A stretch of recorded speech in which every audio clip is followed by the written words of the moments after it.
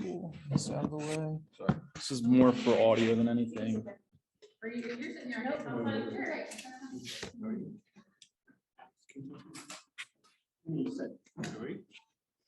Yeah, a few. We probably need some more. We got a lot of people in the room, which is awesome. So we get a lot of different All right, I hope that this works. I'll be pissed if it doesn't. Yeah, why you put that laptop on the chair when this public? Okay, good idea.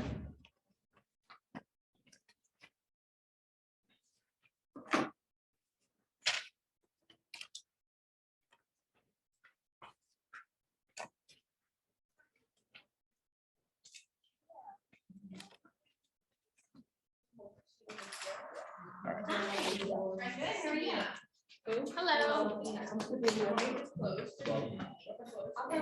Close it. Won't be annoying.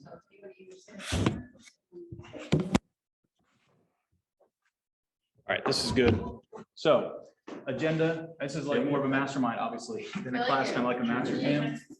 Yeah. So the papers that you have, thought of a lot of different ways to do this. We talk about these objection handlers and scripts and all this stuff all the time. The thing about a script is to just take somebody else's canned script and just start reciting it usually doesn't work great. It's better to take it and make it reflect you, rewrite it to reflect your voice, your personality. So we're going to talk about, I have a list of a bunch of objections. I'm sure everybody here has objections they want to talk about. I thought it best, just, you can do it on your computer, you can there, write the objection and write some strategies we talk about on handling it, some scripts and stuff you want to use, and you can tailor it to yourself. I'm going to just mute everybody.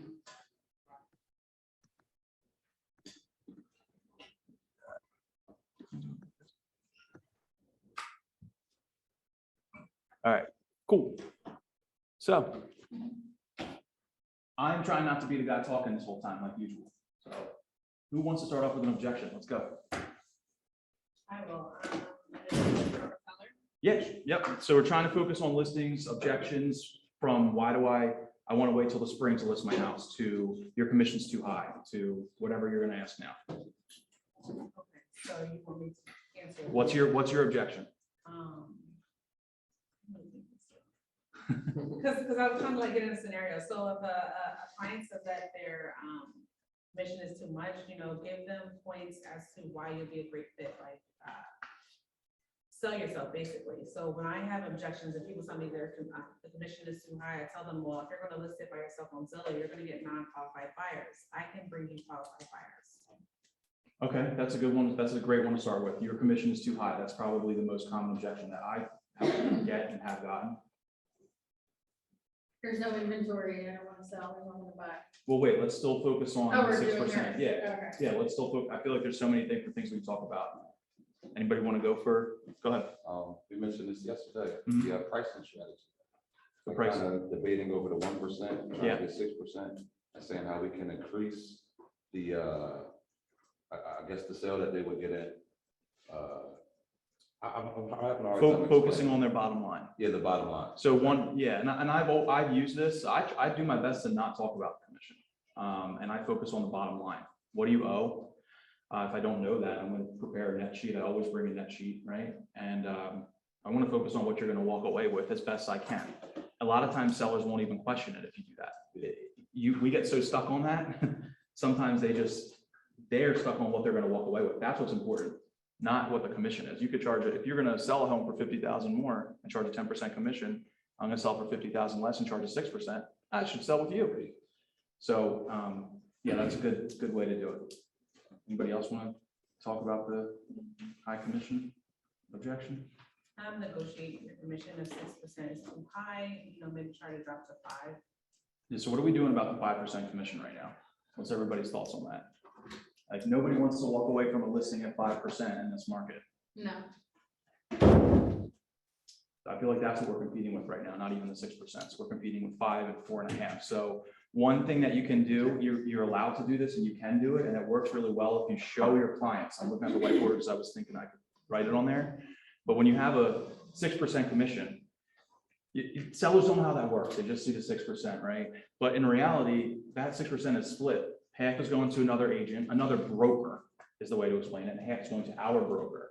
And out of that 3% that we're getting and that they're getting, show the breakdowns. 1% goes to the broker. Do you think that the agent can negotiate that with their broker? The seller will usually say no. 1% goes to taxes. Can we negotiate with the IRS? No. 1% goes to feeding that agent's, 1% goes to marketing. And so I think I just looked We're at at that. 4%. What? We're at the, we're at. Yeah, no. So 1% goes to the broker, 1% goes to the agent, so to feed their family, to pay taxes. 1% should be going to marketing. So out of those 3% commissions, out of that 3%, which one do you think that the agent, we said that we established the agent's not able to negotiate with their broker, they're not able to not put food on the table for their family. So which one of those categories there are they going to be lacking on? And yeah, the answer is marketing. The answer is marketing. So sometimes that can help That could too. affect your bottom line price. Absolutely. You want an agent that's going to be marketing your property, honestly, somebody that's going to be making the calls, that's going to be doing this, the prospecting, it's going to be doing a great launch strategy and stuff like that we can talk about. I have a visual for that. What is it? It's the actual triangle that breaks it down for my sellers that I show them at my listing. I love that. That So you have it a- shows where it is, and I always start out with the elephant in the room. I know 6% seems like I'm gonna go to the Bahamas, but actually, see how I made everybody laugh? Yeah. If you can make them laugh, then you're in. That's You know? actually good. I do like that. Yeah. That is good. I know you think I'm taking the 6 and I'm going to the Bahamas, but actually this is the split, you know, exactly what you said. You know, you dumb it down a little and you say the 6%, 3 goes to this side, 3 goes to this side. Then my broker gets some and I get 1%. You can clearly see I'm not going to the Bahamas on that. Go to Wildwood. We're going to the That's Matt, if you send me a text and remind me, I'll send it. Yeah, absolutely. I love that. So one more I'm gonna, what? One more I want to throw out for that one is the 6%, 4%, 1%, the tier commission. Ever hear anybody doing that? Anybody offering that for their listing, for their conversations? No? Anybody know what it is? So say it again. The tiered commission. You're talking We about do if you bring a buyer. 641, yeah, Yeah. 641% tier. This I've works, done that. this objection handler can work for a lot of different objections. And it would be, look, it's the most likely outcome here is that another agent is going to bring the buyer. In that case, the commission will be 6%. Now, through my own marketing efforts, and we'll talk about what that is, if I'm able to secure the buyer myself, the commission will be 4%. And if somebody else, and if you, the seller, brings the buyer, go ahead. So if I may interject, Yeah. because 4% is very low. So what I sometimes would say is because one, we shouldn't try to discount it at all, right? But if I bring the buyer, we could do 5%. Why would you go all the way down to 4? I'm just throwing it out there. I'm just curious. Oh, I don't. Yeah, because I just think that's low, and I think anything less than 5, we almost have to get permission from Joe. Yeah, So That's I have an answer to that question, why I personally do 4%.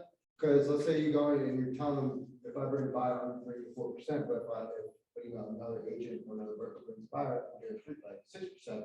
I tell them, I'm only gaining an actual percentage. So you're already making money, additional money off of that 3%. So now you're no longer doing just 3%. You're getting an additional percentage, right? Yeah. So that's the way I kind of look at it, like, it's better than getting 3%, is it not? It So is better than it's getting like 3%, and it's slim of a chance of getting the buyer. Because you already have 6. But it's very low. Yeah. Why take it that low? Try 5. Yeah. I would disagree. I'm doing a deal right now where I'm getting 4.5%, and she didn't even argue, you know. he's got a 4.5 for both sides. I could have probably gotten 5%. You know what I mean? So here's what I have found is the problem with that. One of the other things is that when you tell them that you'll go down to 4, that's all they hear is 4. Now they're looking to see how many people you're bringing in. So let's say you're the second agent in, and one of those sellers, that seller's going to say to you, well, I didn't want my last agent, you know, they didn't even bring anybody in here. That's what they're looking for now. They're looking for you to bring somebody in. So I go in at 6, I leave it at 6, and I say to them, look, if I get any problems at all with repairs or your mortgage or anything, I will drop that sucker down to 5 in a minute to help you out. But I need that wiggle room. And while we're talking about, if I bring somebody in, it's 5, my job is not to double bubble. That's not my job. My job is to bring footprints through this house. Because the more feet that I bring in, the more liable you are to sell this house. My job is, and that gets them off, because all they do is hear that 4 and they want to know why, what if you didn't bring anybody? They're gonna be pissed. Because they want that 4. Yeah. So I think it sets you up for them to be anxious. And I think also I don't disagree with that at all. I know when I do mention that, I make sure I at least have a person lined up to bring that. I like, it's different when I go to door knock. I don't just go door knocking just to go door knocking. I make sure I have someone, a potential buyer who is pre-approved, lined up. I got it. That will fit their qualifications and like, no, I do legitimately have someone, like, it's not just me spewing shit. It's like, no, I actually have like, here's proof. Here's my person. So, and I think that's like you were just going there like, oh, if I just bring someone in, like, yeah. Then you're hoping you get somebody. Well, Exactly. sure, because that's all they keep. Exactly, is right? for it. And now they're keeping track of, well, did you bring it? Yeah. And when you go through your 6 months, which I don't. Or let me wait and see if you bring somebody, so we can go with this buyer. Yeah. This is all. Yeah, I totally agree. I love it. That's why I'm so glad I have it. Yeah, in negotiating, when you don't give up anything about somebody asking for it. You start at 6, if you're gonna walk out of there without it because of the commission, then you ask questions and leave them, what is it, that's holding you back? It's like, that looks like a lot of money, 6%, but like, if I brought a buyer and could do it for 5%, how would would you like that? How would you do that? Let them answer it, then you better buy, but otherwise, they'll just take the 6, and you have that opportunity to explain. I did this the month ago. I broke down their net proceeds in front of them. I did the worksheet. I had done it previously, so I knew it was some good math. So practice. And when I wrote down they asked me to sell the costs, the commission, and I wrote down that number. That's not a money here. So you're down like, I don't get that money. I get some of that money, and then you break it down to where that money goes. Then what you're gonna do for it? Say, listen, I'm not looking for free life. I'm gonna work for you. You gotta get this done. One of the other things that I was taught was to take the time to write down, especially those of you that are new, what you want to be as an agent. All of the things, and if you've done one, you can go back and look at everything you did for that person. So I have a list of about 25 things that I do. The photographer, I'm available 24/7, you can call. Just list all of the things that you're going to do for them. And what I do is I give them each a pen. When they say they want 5, 4 I won't even talk about. I just say my broker won't allow it. But I give them both a pen and I say, all right, most of my clients do 6. Here's everything I do for you. I gave you a pen, cross out what you don't want me to do for you. Because I can't do the same thing for you at 5 that I did for them at 6. That's not fair. That's Are you awesome. doing- That's actually good. Yeah. Are you doing the presentation or everything you do on paper? No, I do I have a notebook that I've made for buyers and sellers, and that's my presentation that I go through. And so my list of everything I do is in there. Can I So it's tell like them? your own buyers and sellers packet then, Mhm, and it's actually in there, the list. mhm. Wow. Yep, can I tell them a funny? Absolutely. Okay. That's amazing. What I do? Right, so that list. Packet, the list, so we can. Yeah, everybody always sees my books and everybody wants to do it. Takes a lot of time to make them. You're a great example of somebody who should do that. You too went to Shetland and I stuff, know, but so you haven't went through hell and high water to get that deal closed. Yeah. And people don't appreciate it. People So don't this is realize kind of it. a funny thing. There's a sales class that a lot of us that have been in the business a long time took. It's called Sweat Hogs. If you ever see it, it's amazing. But one of the things they come up with things that you can say that are kind of funny. And I was a newer agent when I did it. So the woman was not nice. It wasn't a referral. And you could just tell she was very apprehensive. And she was going to do 5%. She wasn't going to hear anything I said. So I said to her, do you mind if I open up your refrigerator? And she went, why would you want to do that? I said, just work with me. Can I open up your refrigerator? Okay. So I opened You've got the top of the line food in here. You've got Hellman's mayonnaise. You've got Heinz ketchup, but on one of the biggest financial things of your life, you're gonna cheap it down and do 5. I got 6, she laughed and put on a pot of coffee. So the moral of the story is that borrows after your listing appointment. Yeah, you better run. Get out of there. All right, well, Laurel talked about it a little bit, but talking about that objection that you're new, there's a lot of good ways to handle that one. Anybody want to give that if the seller knows you're new, they might not want to give you a shot. How can you overcome that objection? You can, like I have, it feels like I've been doing this for years. I never tell anybody like how long I've been doing this. I always say it feels like I've been doing this for years. To cheat my way out of telling them that I'm waiting. Definitely never want to lie, but I like that. I like, use your background from before you got into real estate. Most of us have done something else or have some career that you were probably successful in before you got into real estate. Leverage that, leverage your broker. Talking about the available 24/7, people don't realize that that's a thing. That's something that they should value, because if they use somebody that is a top agent with 100, listings a year, are they going to answer their call at 8 o'clock at night? Are they going to drive to the township to knock on the door to get the CO? No. So that's a big asset that you have as a new agent. And if you learn to leverage, I'd say all the time, call me whatever you want, your broker, your team, your whatever you need. You have all the support behind you that an experienced agent has, and you have all the time in the world that a new agent has. And you'll get a seller to trust you. I mean, I'm always honest with my sellers. So I think they appreciate that, and they can feel if I'm being disingenuous. So. You also have an entire office at your disposal. That's why I You told can them. ask anyone, and, I may have only been in the business a short time, but those that I refer to that helped me along the way, you've got them too, so you don't just have me, you have 325 agents. You have that, I'm new, but I'm a tenacious agent. I'm working with a lot of clients right now. My team, the coaching team, has 25, 70, they don't have to call it the coaching team. It's just your team, use our stats. We've closed 72 deals last year, learning from the best, and, I used the use that. office name and sold it. Said, even though, yes, us agents are our own company technically, but we are in an office, and I have the best resources. If I don't know an answer, I will get back to you. And my seller was top notch. When I said, I think, he said, no. I don't want to hear, I think. It's a yes or no. Yeah. I told him, I'll call you back in a minute. That's what I'm like. Call He's Jimmy. back on. I called Jimmy. I'm like, if I couldn't get Jimmy, I made so many great friendships through this, like Amber, Carter. I would call Amber if I couldn't reach Jimmy. I would call anybody, post on Facebook. Once I got the answer, I call him back. I was like, okay, I got the answer.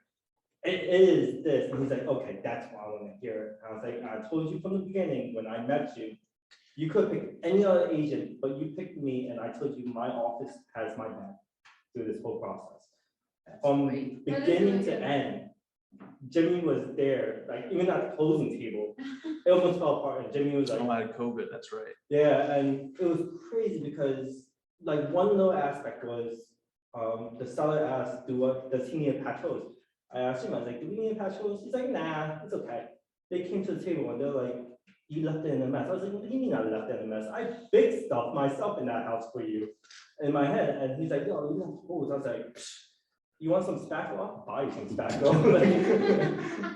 I was just like so annoyed, but yeah, the resource of all office, that's what I sold to him. He's like, and that was like a very important. No, that's a good thing for your list, for your 25, Yeah. list of things you do. Yeah. Anybody else want to touch on that? I mean, most of us here, it's like 50-50 actually, are newer. You're really only going to get that objection from people that you know. Another objection that we get sometimes is, I'm going to use X. My cousin is an agent. My friend is an agent. I'm going to use them. I'm going to give them a shot. What's the handler for that one? Why haven't you called them? Why? Why is your home still sitting on Zillow? Great question. Why are you talking, why are you talking to me right now and not talking to them about this? You want the answers? I'll get you the answers right now. I'll give you what you want to know about putting a house on the market. I like to say, would you agree that your friend has your best interest at heart? they'll say yes. And I would say, okay, well, then would you also agree that it's in your best interest to get a second opinion on how to sell your home and the price? Yes. And then you say, okay, well, if you think your friend has your best interest at heart, you probably should get that second opinion. Can I come over tomorrow at 2 or Wednesday at 3 and give you, take over the conversation from there? And sometimes that'll work, I forget how they said it in bold, maybe you would know, but they made it seem like this is such a big transaction, something the biggest thing you're gonna do in your life, and a lot of things can go wrong or stuff can come up. Why Are put you that on willing your to friend? lose- Are you willing to lose your friend over the biggest, like, a deal Or like your that? cousin or- Right. Yeah. And do you want your friend or your cousin to To see know your about Right. your financial? Right. So it's like, so it's Like, this is kind of business, right, You exactly. can fire me anytime you want. Exactly, but are you gonna feel uncomfortable You can firing your fire, friend? that's, another great handler for this, and just, so I like to use, this might be another one that I might disagree with me on, I don't know, but I use the term, and a lot of agencies, of the easy exit listing agreement. Like, the nice thing about our brokerage that you might not know is you can cancel a listing agreement with your client if you don't like them. Mhm. Nobody's gonna come after you. You are at a different brokerage, you need to get the broker signature on that. Yeah, and they And they're not gonna don't let you out, they're not gonna let the seller out.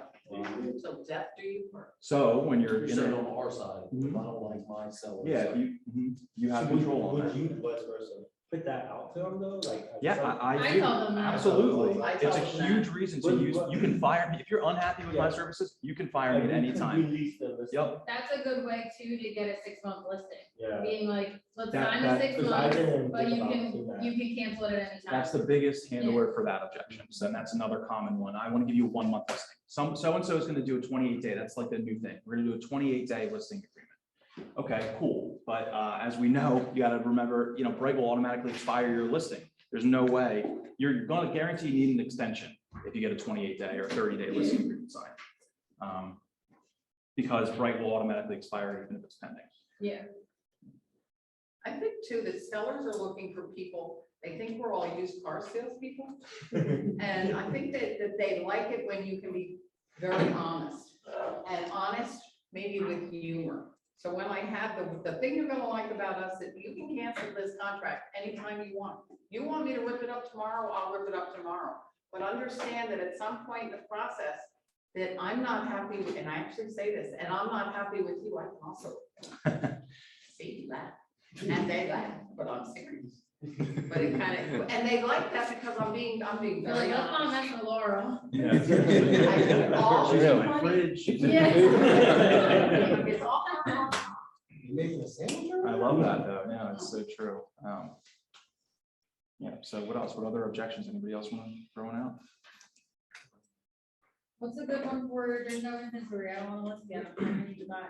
Oh, I don't want to be homeless. I'll be homeless, yeah. 3, Yeah. yeah, I love this one. This is the one that I talk about the most with newer agents. Mhm. So, yeah, we want to, with anything, right? I think you'd agree, we want to ask all the questions that we can to ask our clients, like, we want to give them all the information so they can make an educated decision. Right. So if they're a seller and they say, I don't want to list now because there's no inventory and I won't be able to find somewhere to buy, that's not the end of the conversation. That's a great option, great time for you to ask a question, do you know what a suitable housing contingency is? Mhm. And explain to them that in this market, buyers are, At the mercy of you. yeah, Yeah. because it's such a strong seller's market, it's very likely we'll be able to find a buyer that will go under contract on the purchase of your home, and then we'll give you the time to then go out and find the house that you want to buy. And if you can't find a new house, and I'm confident that we'll be able to find that new house for you, Mhm. then you won't be homeless. We'll be able to terminate the agreement. What is that contingency called? Suitable housing. Yeah, and I talk about, some people call it a reverse contingency. I like that verbiage for it. A lot of people know what a regular contingency is, but if you say, have you heard of a reverse contingency? It's a little like. Mhm. Number 2 for that is, Used appropriate housing. okay, appropriate, yep. Number 2 for that would be a lease back, a rent back. Mhm. And buyers are willing to do that right now. That's saving a lot of deals. Seller can sell their home and stay in it. Now they become a non-contingent buyer while they go look for their house. And the third one that's becoming more common, and we definitely want to bring this up when Ben Dash comes in here, is the use and occupancy agreements. Anybody else want to contribute to that one or know what that is? I learned that one, previous deal. That is, if your client can't get out at the time when it closes, use and occupancy, I think the escrow is involved with that for the buyers. And it just allows you a couple of days or whatever to get into a new place. There's a time limit on it. I think that it can be at least 30 days. And it's actually Ben Dash that brought this to my attention, that you can do it like this. But the difference between a lease or a rent back option and a use and occupancy agreement is that the use and occupancy agreement does not require an eviction to get that homeowner out in the event they don't leave the house. The big thing with the lease back option, what makes buyers scared is, oh my God, what if they don't want to leave and they don't find somewhere, now I have to evict? How long is that going to take? It's COVID.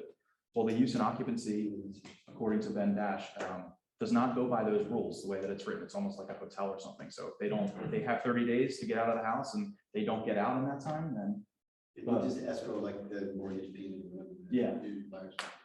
With a lease back or use and occupancy, I would definitely get an attorney. 100% required. Mhm. Yes, absolutely. Without, yeah, definitely required. Let me just ask you a quick question because I'm unsure. You said if the suitable housing doesn't wind up working out, you can terminate the contract. Well, yeah, I mean, this the way that I've seen the suitable housing, and that's another thing that requires an attorney, in my opinion. Yeah, because I was gonna say, I don't think you could just terminate.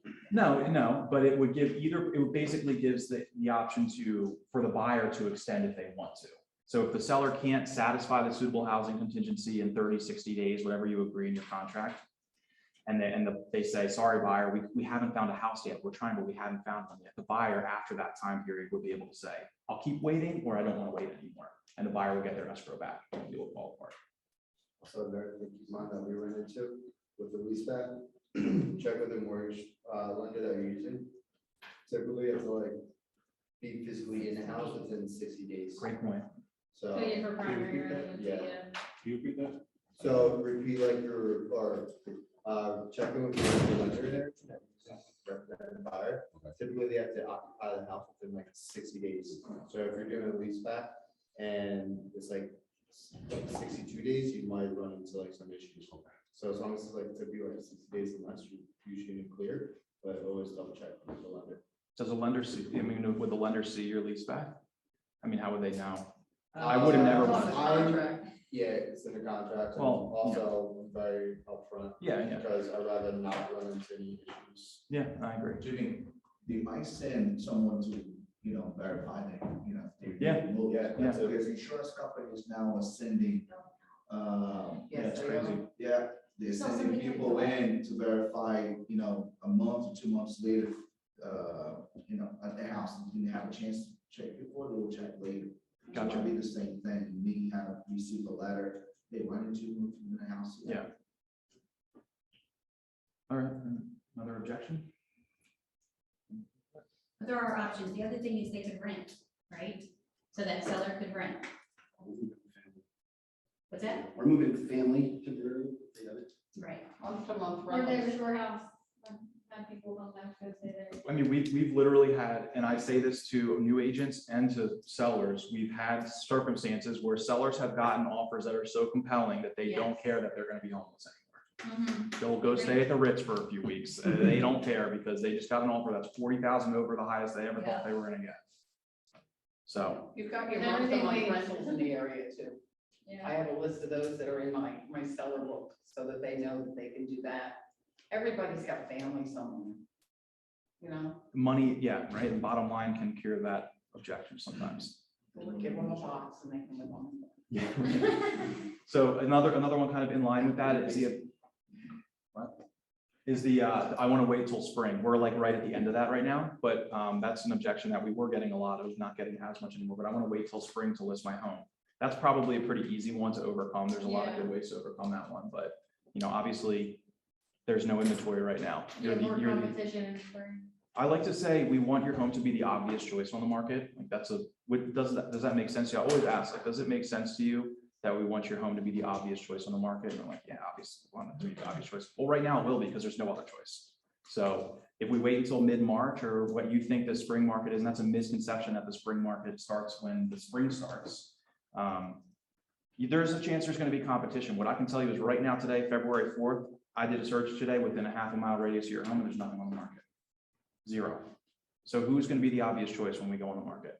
And when there's only one option and lots of buyers, who's gonna be in the advantageous position? And I will, so. I got one for you. I went on a listing appointment and I pulled the comps and saw that the house was worth 535. Right? And I'm also an appraiser, but I get the market's crazy. So I figured I'd go up as high as 550 because the market's crazy. She thought her house was worth 640. 100,000 over what I thought. And She might have got it. No, I'm sorry. no, exactly right. So my coach said to me, stop appraising houses. So, you know, we all pull comps to see what a house is worth, to see what you should list it for. But I'm being told by my coach, you know, you can't really do that anymore. So I lost the listing and she listed with somebody who put it on for 640. Did she get it? Not yet. I love that. I had a similar story where it's the only time I regretted it, where the seller wanted more than what and it was right when like COVID was, right before maybe COVID was getting nuts. And I missed the boat because they ended up getting what they wanted, which was way more than I. He told me, he said, just list the darn house. So you have to come up with some kind of information to show them. Yeah. So what he's telling me is, well, then the best thing to go by is the pendings and the active listings. See where you want to put them competitively in the market. If that 640 looks like it's competitive within our market, then do the 640. But that's hard for those of us who've been in the business quite a while to go that nuts. Not something like that, you want to explain to her, like, hey, I'll list it at this, however, if it doesn't sell, we don't get the attention that. I tell people, Yeah, that's what he told me to say. If we don't have showings if in we the don't have 10 first. showings and an offer in the first 2 weeks, we're dropping it to my price, and then I become a groom. Yeah, and I even saw somebody has an addendum or something that they have the seller sign, so it's automatic. Oh, yeah, I write it in the listing agreement, I make them initial it. Oh. Other provisions. Like, you know, yeah.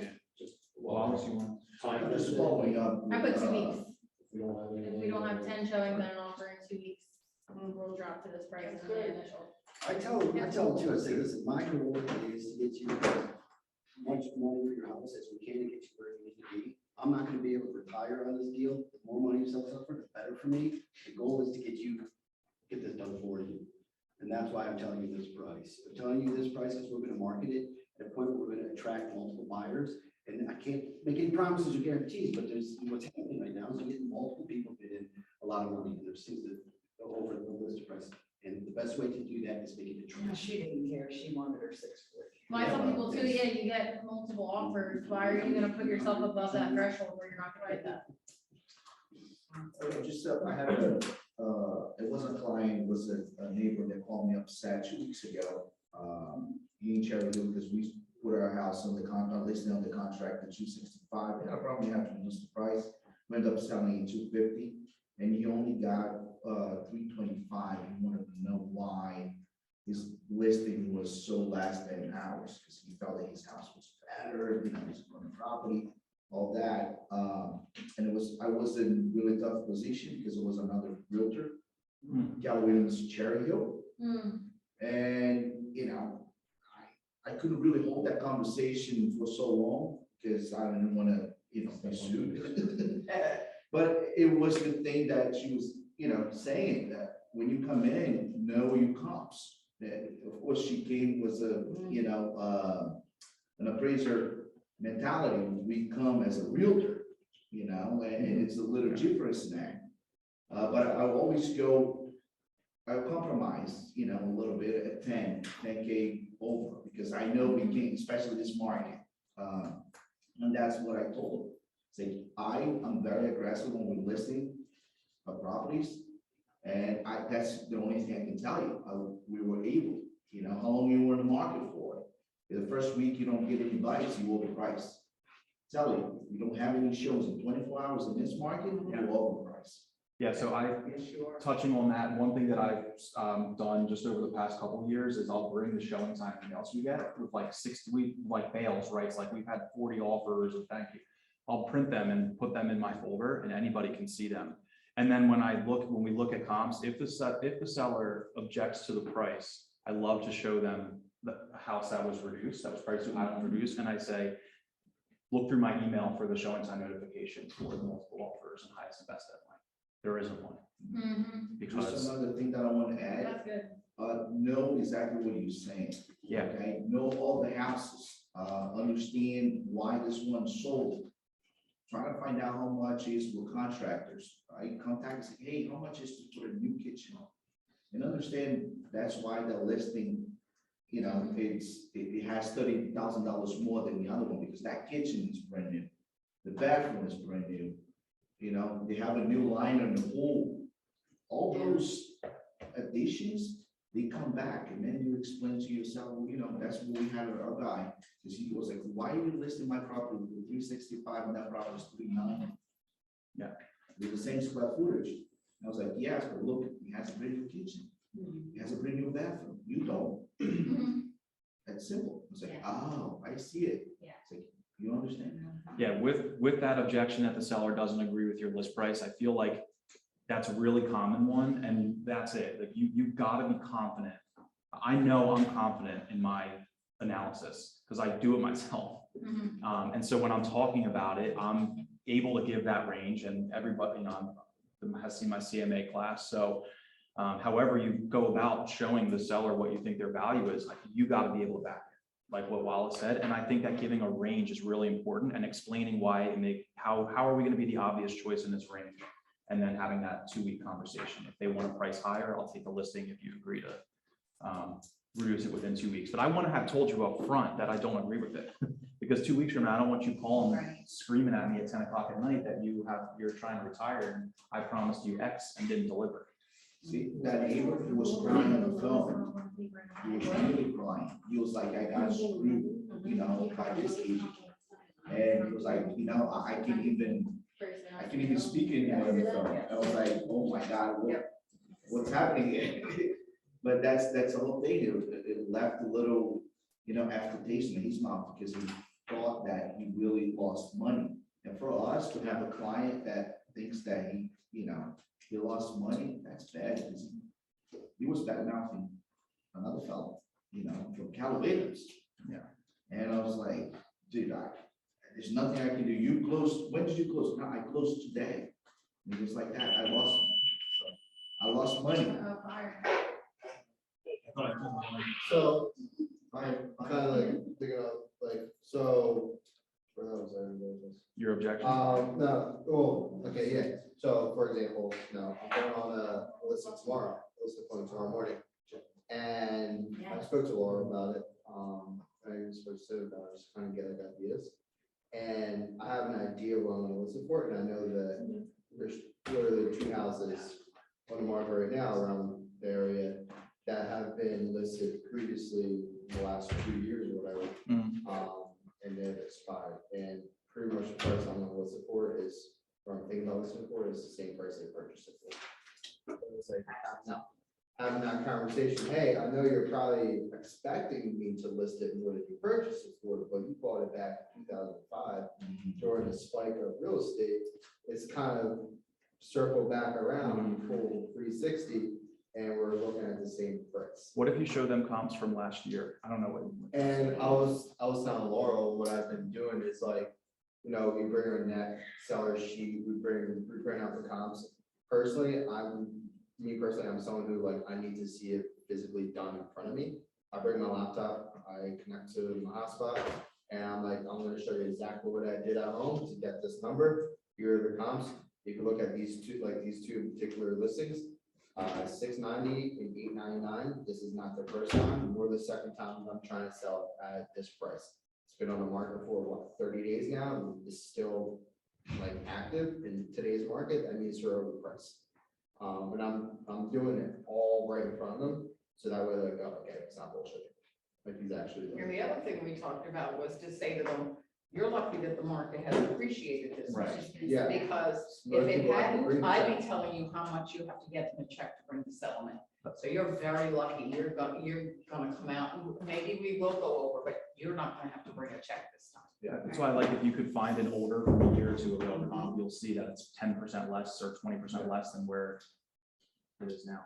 So I would say go in with the great news is you have an opportunity to make money in that respect. Yeah. So just go in as great news. So I thought your language. What do you guys feel Absolutely. about mental appraisal? Like, Say that again? like with my listing, I knew he priced it high, but like I said, he's stubborn, so he listed it at the price, 260. And I warned him, I was like, look, I feel you might be pricing it too high. He's like, but I feel like it's worth it. I was like, I understand that, like, this is your home, this has been your home for the past 20-something years, and it's gonna be $1 million to you, but to the next person, it's their new home.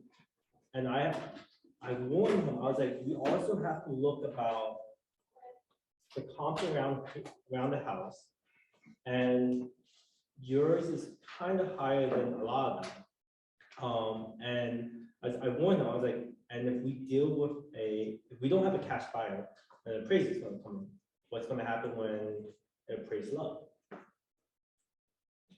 Once the appraiser comes in, even if he doesn't want to sell it, drop down and cancel the contract, and we bring it back on the market, now we're only asking for a cash buyer at this price. And I warned him, I was like, but realistically, who has $250,000 in the bank account to pay for your house? Someone's going to use that $250,000 and use 10% of that to buy a house in Morristown, use some money to renovate, and that's where the money's going to go. So I think my question is, would you mention that kind of aspect to the seller about listing it too high? Yeah, what I say always is, your house has to sell 3 times during this process. Were you aware of that? No, what do you mean 3 times? One time when we list it and we are doing our negotiations and getting our buyer, again during the inspection, and again during the appraisal contingency periods. And what we want to do is we want to position ourselves now so that during the first stage of negotiations, we eliminate those other 2 phases if we can. That's what I want to bring up. Yeah. Is it good to show sellers because I feel like a lot of sellers are going off the sold price. If you show them the list price and say, hey, this is what they listed for, and could that help connect to, so we can get that 6% commission increase to say, hey, this is our pricing strategy, we listed at this, and then we can kind of work our way up to get to 340 or whatever. Yes, yeah. I would also be wary with that because we don't know if that other project is cash. But if we look on Bright, we can see the list price. You can see the list price, the sold You price, see the finance. the days on market. Yeah, That's right there. huge. That's days on market. And we can say, hey, they sold for 340, but look where they listed it. They listed it at Correct. 310. And it took them a they month. sold the contract in 3 days. Yeah. It took them a month. Me out when I talk to sellers. Yep, yeah, so I love that. Yeah, talking about the days on market and showing that red arrow that Bright has with the decreased price, because when it gets dropped, it's always on the market for like 30 days now. But that's like my question. I kind of want to use that to justify getting my 6%. Yeah, and you can. And so what you would probably move to after saying that or showing that is, until you have your solds, is the fact that our office versus the market. Yeah. Because our listings sell, and that's what's in that seller's packet, if you're in coaching, you have it. It's our office sells for like 101.9% Okay. to list, that's our average sales price to list price, where the market is like 99% or 98%, which is really high, but with that 3% right there, Yeah. I just took care of your 6% objection. So now you can get what I'm saying. Yeah, so I yep, absolutely could show them that. One thing I've done is, with clients that have a price fixed in their mind, you kind of get that, the expression on their face when you're talking about, you know, you can see that even though they like it or don't like it. They cross their lines. Yeah, it's just ask them, you know, either like, how comfortable are you, or what do you think about that price? Do you think it should be higher? It's like, well, how did you come to that number? Yeah, that's a great, what comps did you Yes, that's use? Let's see your huge. analysis. And I always try and get the seller to tell me what they want before I tell them what I expect. the I do price to that be. too. I do not want to be in a position where I told them 250 up front, and here's some people, they're instantly peace, yes. They're zoned out until you leave their house because they think that they can get 300. So if I knew up front they want to get 300, I'm going to shift the way that I approach that conversation. So I always want to ask what their expectations are first. How did you come to that? Yeah. So if you're saying they want X amount of dollars, we think it's too high, you're asking them. What made you- yeah. Yep. Right. That's huge. I might have missed this. Did you say you give them a price or you give them a range? A range. Okay, And, yep, I like to give a range. I agree. I show a range, and now I'm saying, you know, we want to be on the higher end of the, or because it's a seller's market, I'm gonna give you, this is my suggested price. I only want to do what makes sense for you. Mhm. So then I'll, you know, if they say, well, we were thinking we could get 300 because they don't have any, or we want 310, but you wanted to list a 299.9, well, I'll say, well, you know, that's a big, I'm a believer in 299.9 over 300.000. I think that while it's wildly different price ranges, if that psychology did work, Walmart would take another penny on every single thing that they sell. They wouldn't list at $19.99, they wouldn't sell it, they would sell it $20, but clearly that works, and I know my buyers that works. 299.9 is different than 309.9. And but if I show it to 299.9 and they love it, then then it's gonna be, 310. yeah, then they're gonna forget about it. Right, Also, search criteria. Yeah, for search criteria too, but yeah, I used to talk about that when we were on the team, and I'd love if anybody knows the actual answer to this. I could probably figure it out myself and Bright, but what we used to say was agents will say list at 299.9. And we think you should list at 300 even, because what just happened was anybody that starts their search at 300 and above doesn't see your listing if you're 299.9. But I just don't, I mean, there's no data on, I don't know, anybody. I see that because on Zillow, it's like 300 and up, Yeah, I think. 300 and under, it's always capped. The search engines have changed their Mhm. Yeah. parameters over the years. Yeah, Even if it's off by a penny, you're not gonna see it. yeah, that's the only. I've that's the started thing, but when I I'm on still- the cuff, putting $1,000 less, so. Oh, right, so when you're setting up So your that I buyer hit search, it, you should yeah. be, go ahead, Kevin. Yeah, I was gonna say, like, normally, Buyer search. when you're looking in there, I always set a little bit before for that same reason, because everybody. Not everybody does, but Yeah, I but on should. Zillow, they cap it at that. Yeah, You can't do it if you're just shopping. unfortunately. Right on Zillow, you can't do it to the thousands, because they Mhm. give you the You can't categories. drop to 290. They give you ranges, but I don't know what Zillow's ranges are, but they're 250 to 350. It's just for a buyer, if you're a consumer and you go on Zillow, it's just Zillow's gonna be like 250 to 350. That's just how you're gonna set it up naturally. You're not gonna be like 250 to 354.9 or 355. You just won't. You'll stop at those hard numbers, 50, 75, or 100,000.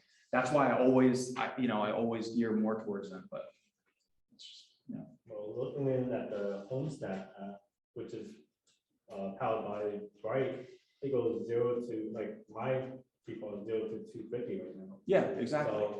So So if we changed it from a minimum 100, like includes anything that's even, Mhm. and then bring it back up. The problem with what you just said is now a listing comes up, you have it set to 250. What if a new listing comes up that's perfect for them that's listed at 254.9? Yeah. That's the problem. Well, I guess this is also something that we would have to deal with. This is more of a buyer side. No, because it's important in pricing, because if my Oh, seller yeah. said, you said to list at 250, but I want 254.9, I want to list at 255, I would say no because of that. We should list at 250 because nobody said, we're potentially losing out on buyers that Yeah. would have seen it at 250. So try to. List just below where you think it's Just gonna below. sell. That's my advice. Now, if you want to list at 255 after I've told you that, I'm okay with that. It's still within the range where I think it's gonna sell, but I'm here to give you what I believe is in your best interest. To get multiple offers, to negotiate those other 2 times it has to sell upfront. We want to get a solid offer. I was telling her about the goal that they told us. A lot of people are visual. So if you take your comps and you're like, okay, our lowest comp is 200 and our highest comp is 250. Most times people are gonna put their price in the middle. I never really see them go over. Have you? Say that again. Like in bold, if you have like 10 comps and you're like, all right, let's write it out. Our lowest comp is 200,000 and our highest comp is 250. Where do you think your price is? And you ask them, most of the time, they're not gonna go over the highest comp. From what I've seen. Yeah, They're trying to try something. They'll put it in, They they'll wanted put to it in the sell. middle, Yeah, right? yeah. right, absolutely. So that's kind of funny with what I do. I show them all the comps and then I show them where all the active and the pending, so they can kind of get an idea what everything is doing in the market. But then again, I give them each a pen and paper and I Yeah. say, I want each of you to write down, we've all looked at the information. I'm not gonna give you a number. Each of you write down, let's play a little game, and you write what you think the house should list for, and I'll write it down on mine. And they always come in lower. Do the husbands and wives ever match? No. Yeah. No, but what's funny is their That is numbers funny. are always lower than mine, and I always go, wow, yeah, hit my number right on the. Mhm. I love so much that. Yeah, I go with whatever they say.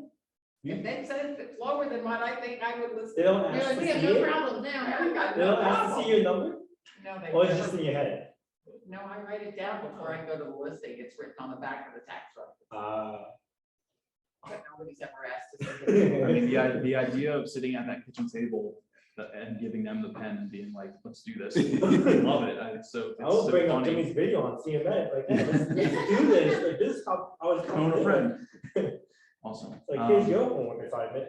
Also, I don't know if it's gonna be part of the stats, whatever, but like, just like before you do those levels in the corner, right? Like, I know that's been drilled in my head since I come to KW.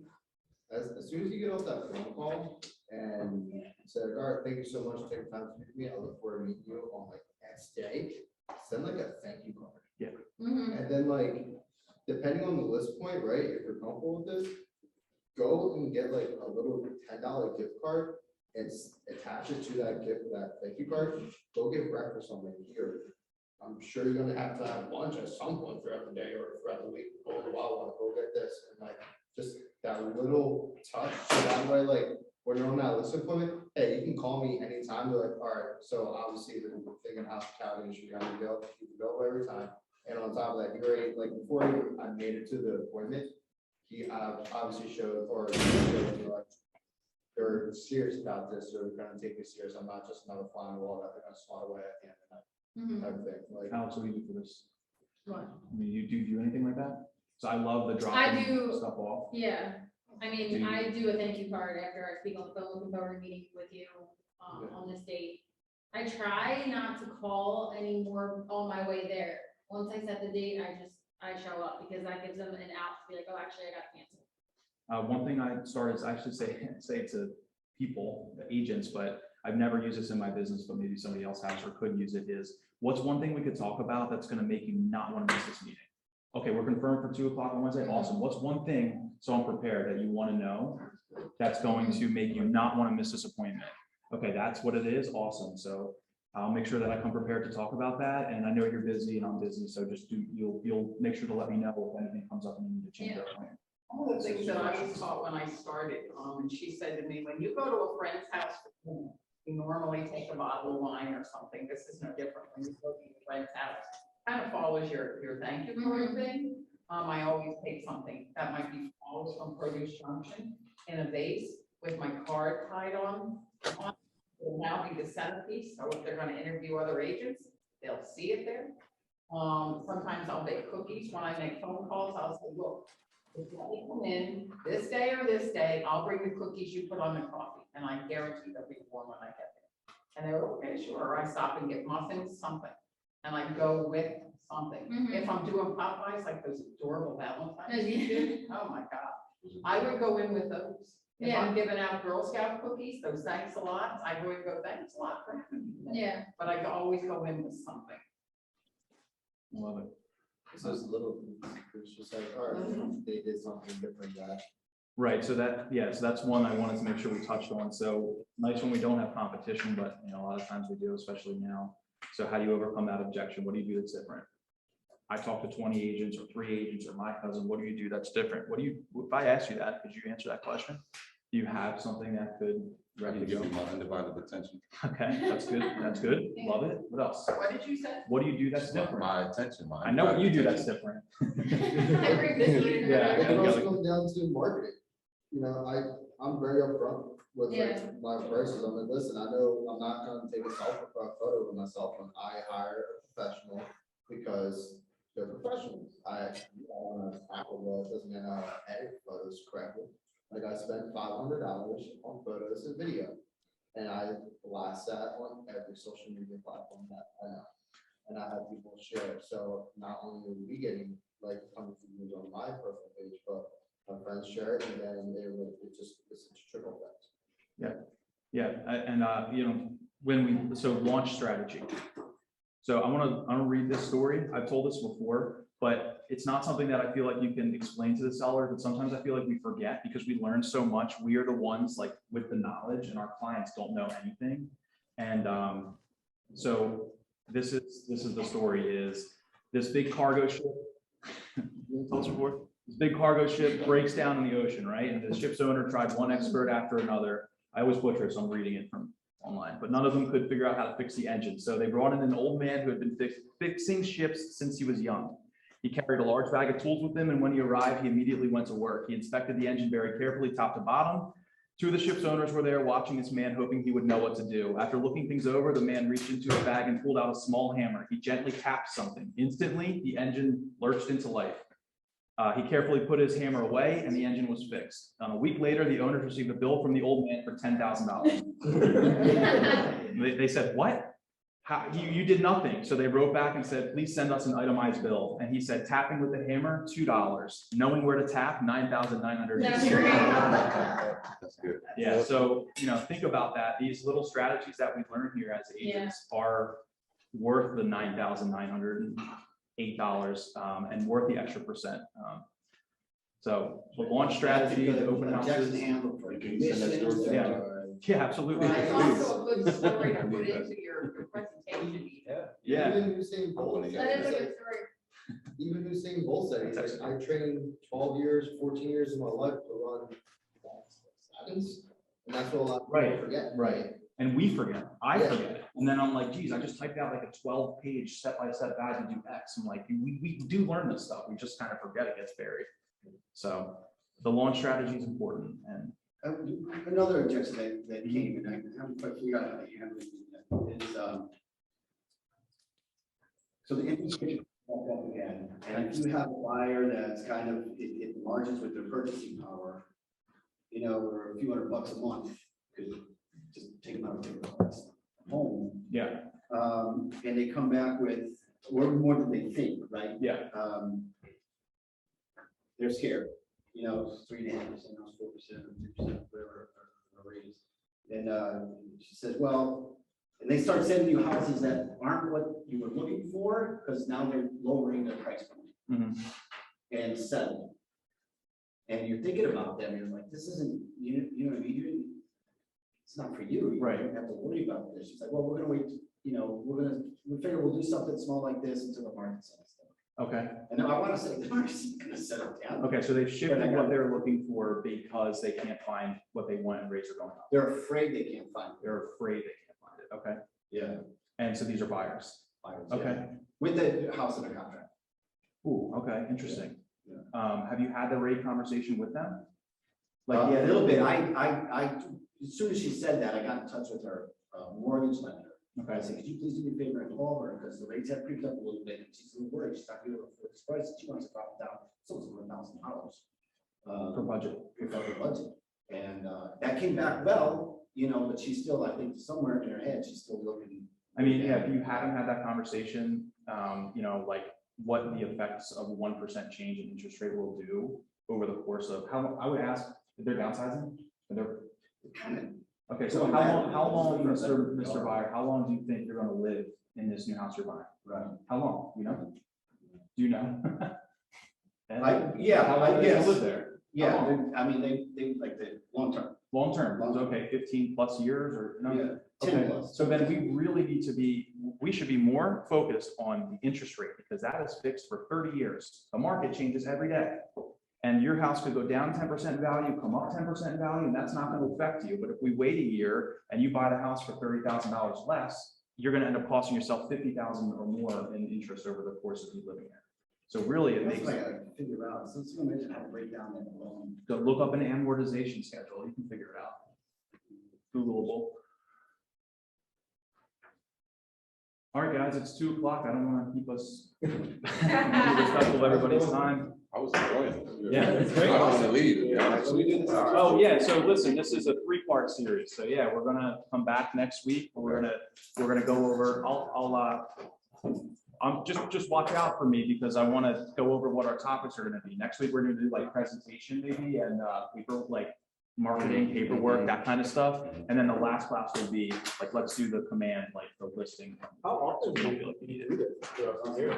I mean, now. So next month is. Next month is buyers, yeah. And that's the path. Yep. This month is listing. I won't be outside. Thanks, Jenny. Thanks, Thank guys. you. Yeah, like this. So Zoom is here, but just, okay. Question for you. Thanks, Zoomers. It's not real estate.